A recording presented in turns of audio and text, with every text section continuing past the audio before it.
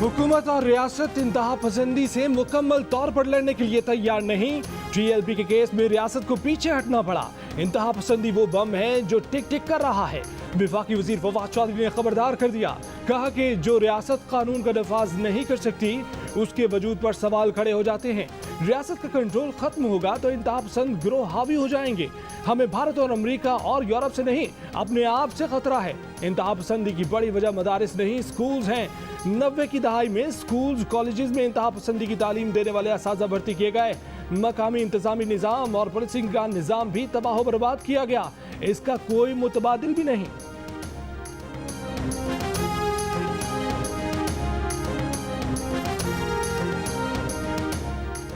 तहरीके लब्बैक पाकिस्तान की सरबराह साद रिजवी को रिहा कर दिया गया। रिहाई हुकूमत और TLP के दरमियान मुआहदे के नतीजे में अमल में आई। साद रिजवी को अप्रैल 2021 में एक माह के लिए नजरबंद किया गया था। बाद में नाम 4th शेड्यूल में डाला गया। हुकूमत पंजाब की वजीर आजम को भेजी गई रिपोर्ट के मुताबिक 2260 अफराद को रिहा किया गया।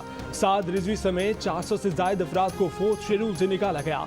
इंसदादी दहशतगर्दी एक्ट के तहत दर्ज मुकदमात भी खत्म किए गए। मुख्तलिफ नौयत की 40 मुकदमात अदालतों से वापस लेने के लिए इकदाम किए जा रहे हैं।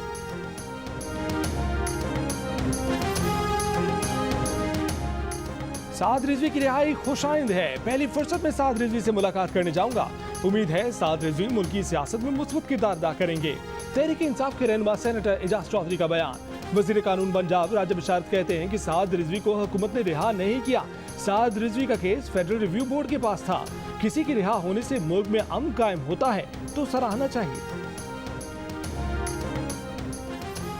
सेक्रेटरी इलेक्शन कमीशन का कहना है कि अगले इंतखाबात में इलेक्ट्रॉनिक वोटिंग मशीन का इस्तेमाल होगा या नहीं, अभी कुछ नहीं कहा जा सकता। वोटिंग मशीन के इस्तेमाल में चैलेंजेस दरपेश हैं। वोटिंग मशीन के इस्तेमाल से मुतालिक मजीद 3 से 4 पायलट प्रोजेक्ट करना पड़ेंगे।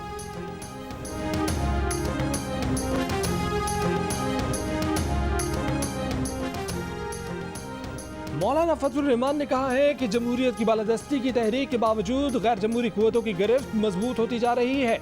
बहादुरी और जुर्रत से फैसला करना होगा कि गैर जमहूरी कुव्वतों के हाथों से इक़्तिदार नहीं चाहिए। वो समझते हैं कि जो चाहेंगे कर लेंगे। आइन की धज्जियां उड़ाना, जमहूरियत और पार्लियामेंट के साथ मजाक करना आसान समझ लिया गया है। पहले अपने मुल्क की आज़ादी की जंग लड़ेंगे। जब मुल्क आज़ाद हो जाएगा तो जमहूरियत भी मुकम्मल हो जाएगी। अगर सारी ऑपोजिशन भी लेट जाएगी तो JUI सीना सिपर होकर इस बदउनवानी का मुकाबला करेगी। पार्लियामेंट में जबर के जरिए तरमीम को मुस्तरद करते और जूते की नोक पर रखते हैं। जाली हुकूमत और जाली अक्सरियत के जरिए हमें इंतखाबी इस्लाहात दे रहे हैं।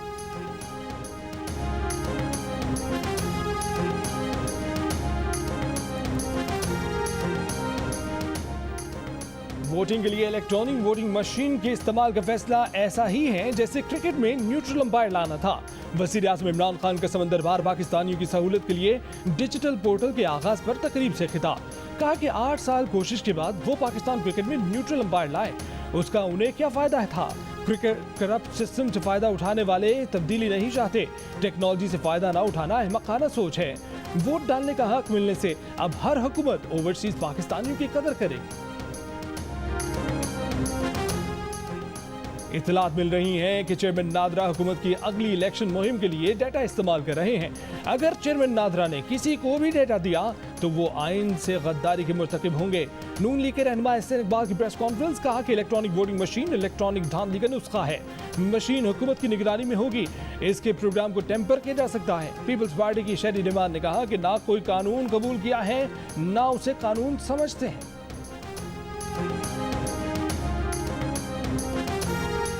ये लोग अपने 342 लोगों की वोटिंग नहीं करा सके। कल ही झगड़ा पड़ गया कि इनके मेंबर 216 हैं या 221। ये इलेक्ट्रॉनिक वोटिंग मशीन से मुल्क के 10 करोड़ लोगों की क्या वोटिंग कराएंगे। वज़ीर आला मुराद अली शाह की वफाकी हुकूमत पर तनकीद। वज़ीर आला सिंध की एस्टेब्लिशमेंट डिवीजन को भी वार्निंग। कहा कि वफाक सिंध में गवर्नेंस खराब करना चाहता है।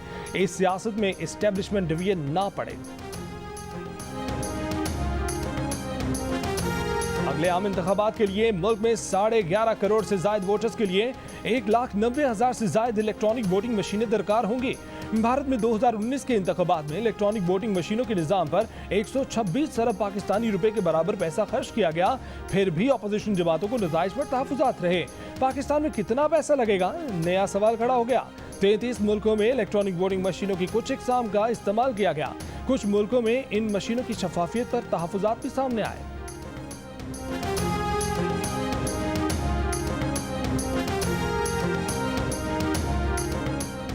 NA 133 की ज़िमनी इंतखाब में तहरीक इंसाफ के उम्मीदवार के कागजात नामजदगी मुस्तरद होने के बाद PTI ने वोटर्स को इलेक्शन के दिन घरों तक महदूद रहने की हिदायत जारी कर दी।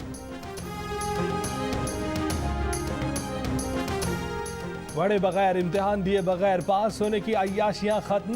1100 में से 1100 नंबर लेने के ख्वाब भी चकनाचूर। इस साल पूरे सिलेबस में से इम्तिहान होगा। तालीमी इदारों में मुकम्मल सिलेबस बढ़ाया जाएगा। वफाकी वजीर तालीम शफकत महमूद ने कहा है कि इम्तिहानात मई-जून में मुकम्मल निसाब के तहत होंगे। गुज़श्ता साल कोरोना के बायस तालीमी सिलेबस कम किया गया था। नेशनल एजुकेशन पॉलिसी इजलास में सिंध का वफाकी एजुकेशन पॉलिसी कबूल करने से इनकार। सूबाई वजीर तालीम सरदार शाह ने कहा कि सूबाई सब्जेक्ट पर वफाकी हुकूमत अपनी पॉलिसी मुसल्लत करना चाहती है। सऊदी वजारत हज और उम्रा के मुताबिक सिर्फ 18 से 50 साल तक की उम्र के ज़ायरीन को उम्रा के परमिट जारी होंगे। उम्रा वीज़ा लेने वाले अपने मुल्क में लाइसेंस याफ्ता ट्रैवलिंग एजेंसी से राब्ता करें। सफ़र से पहले सऊदी अरब में मंजूर शुदा कोरोना वैक्सीन की मतलूबा खुराकें हासिल कर लें। सऊदी वजारत खारजा के प्लेटफॉर्म से ऑनलाइन उम्रा वीज़ा के लिए वैक्सीन सर्टिफिकेट पेश करें।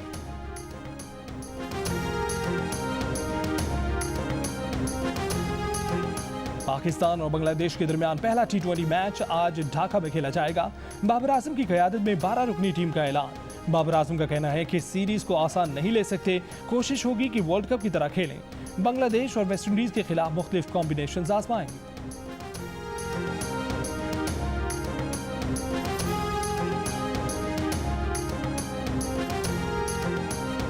रवा साल का दूसरा चांद ग्रहण आज होगा। जुज़वी चांद ग्रहण का नज़ारा पाकिस्तान में नहीं किया जा सकेगा। चांद ग्रहण का आगाज पाकिस्तानी वक्त के मुताबिक दिन 11:02 पर होगा। चांद को जुज़वी ग्रहण 12:19 पर लगेगा। जुज़वी चांद ग्रहण का इख्तिताम दोपहर 3:47 पर होगा।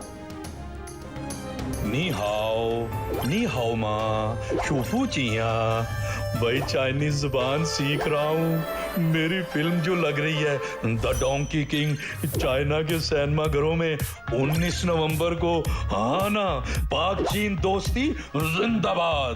वू द मिंग जिंग शे मंगू मंगू जॉन मंगू नी हो आहा।